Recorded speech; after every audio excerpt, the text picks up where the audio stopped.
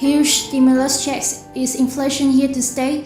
The Federal Reserve's fight against inflation is just warming up, and with current data that's being delivered, it is very hard to say if we're winning.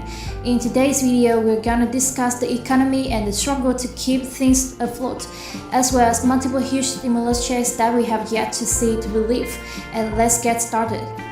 Ideas born from the pandemic are mixed, and what's the Denver Basic Income Project? It was that of helping those less fortunate and vulnerable during that phase. Now the project's founder, Mark Donovan, he said this quote, "The genesis of it all was really at the beginning of the pandemic when I was watching people lose their sources of income and stability, and at the same time watching enormous wealth generations with companies like Apple gaining $1 trillion in market capitalization, and saw the inequity of that and the urgent need for us to take action." End quote. Donovan further added that they are working with the University of Denver Center for Housing and Homelessness Research, which is doing a randomized controlled trial as part of the program. Is an unorthodox approach to providing financial assistance, but it may be a means to a good end. So let me walk you through the different parts of this project to be eligible at first. Those who apply must meet the following criteria. So first is the individual must be connected with one of the partner service providers. They may be experiencing homelessness, meaning they're without fixed, irregular, and adequate nighttime residence, which includes living in motels, hotels, camping grounds due to a lack of alternative adequate accommodations, sharing house due to loss of housing, economic hardship, or similar reasons such as doubling up, couch surfing, living in cars, parks, public spaces, abandoned buildings, living in emergency shelter or transitional shelters, and people whose nighttime residence is a public or private place, not designed or ordinarily used as a regular sleeping accommodation. They must be of legal age, and the program aims to avoid participants who may be victims of drug abuse and includes those with severe mental issues, as well as substance use. More than 800 people will benefit under stimulus program or stimulus conditions. 260 individuals will receive $6,500 upfront and another $500 per month for 11 months. Another 260 individuals will receive 1,000 hours a month for 12 months, and 300 individuals will receive $50 a month for 12 months. In a comparison group, the goal of having 3 different payouts in the same program is to figure out which allocation of money has the greatest chance to produce a positive outcome. Donovan added that, quote, "Purpose of the soft launch is more about testing our assumptions and the mechanism of the program, because the full launch is going to be close to 820 people. And so we wanted to make sure that we had the capacity and the ability to deliver this with the highest likelihood of success. The program is still growing and they're still asking for donations." Gordon Donovan, $1 million more in additional funds, and the program can actually be underway. Donations are being accepted. The Fed is now poised to hike rates in a way that we haven't seen since about 30 years ago. Now with that, the pressures is mounting. Many people are just waiting to see how much the Fed is willing to hike rates and just how quick they're going to go about it. It also doesn't help that the PCE, or personal consumption expenditure, one of the Fed's inflation gauges, it rose 5.2% in March compared to 2021. This excludes food and energy consumption. Now with this, they may choose to hike rates by 0.5%. Just for this month, this finding is below the 5.3% reading last month, the highest since April 1983, although some analysts are saying that this is not the case. 5.2% doesn't necessarily represent the truth, and the same goes for CPI, or the Consumer Price Index, that was recently recorded at 8.5% last March. The real numbers are far higher than what's being reported, were the ones in grocery stores paying for higher prices. Anyway, the Fed is hoping for a soft landing, but history suggests that they're about to drive us into a recession.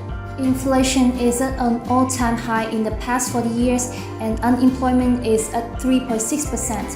High inflation and low employment, they are both strong indicators and strong predictors of future recessions. With everything that's happening, it feels like such a perfect storm of negativity, starting with a health crisis, a war inflation, the supply chain breaking down, food shortages, factory fires. There's just far too many factors that lined up perfectly, almost as if some major person or organizations controlling and creating these conditions. It's just far too many factors that lined up perfectly to make inflation. As bad as it is right now, it also doesn't help. Many analysts are saying that the Fed acted too late. And although we can hope for the best in the next couple of months, the uncertainty together with the economic instability that we're all facing, this will for sure be in the history books, but hopefully one that has a happy ending. In our country, wages are having a tough time of catching up with the cost of living. Now with this chart, the average is around $45,000 a year, and if you look closely, the average working hours to get this amount is around 45 hours, as well as some reaching 91 hours of work, with job openings not offering enough to live even a middle-class lifestyle. More Americans are now seen living paycheck to paycheck, even if we factor in wage increases. And as we factor in today's real situation, any wage increase that was provided still couldn't offset the reality of inflation. Labor conditions are also worsening, and like we said, work hours are becoming longer just for people to get by. And even then, the US middle class is suffering and seems to be shrinking, partly due to the fact that some middle class positions are being outsourced to foreign markets. With living costs rising every single day, the average American may not be able to afford doing it for far longer. This leaves some families with a very difficult decision. This is one of the main reasons why most Americans have debt. One type of debt is in place to prevent their home from being foreclosed, with some living off of government assistance just to make ends meet. Now at this point, more and more American families are facing the worst financial situation in their lives. Now with food stamp usage growing as well, there are nearly 44 million individuals on this program, up more than 20% from about $36 million in 2019. At least according to the latest data, the average monthly benefit per person has jumped to $161 from around $130. Another survey which divides the point home is that more than 40% Americans, they don't have enough money for retirement, with the majority of that number having less than 10,000 hours saved up for retirement. Less than $10,000 for retirement. This is crazy. Financial situation of the everyday American get worse each day.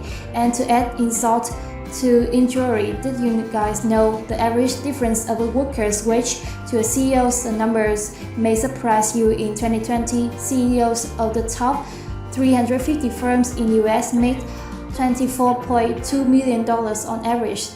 That's 351 times more than a typical worker, and most of this was seen in foresight. And another recent study shows that more than 70% Americans see the US economic system as self-serving, for only those who are in power making more citizens in the country desperate just to stay alive. Inflation is only going one direction, and that is up, so bringing food prices at the grocery stores, gas prices jumping 20, 30, 50 cents in the day, oil and gas companies hitting record profits. Inflation has never been this high since 1982. I just want to thank you guys so much for watching. Thank you for supporting the channel.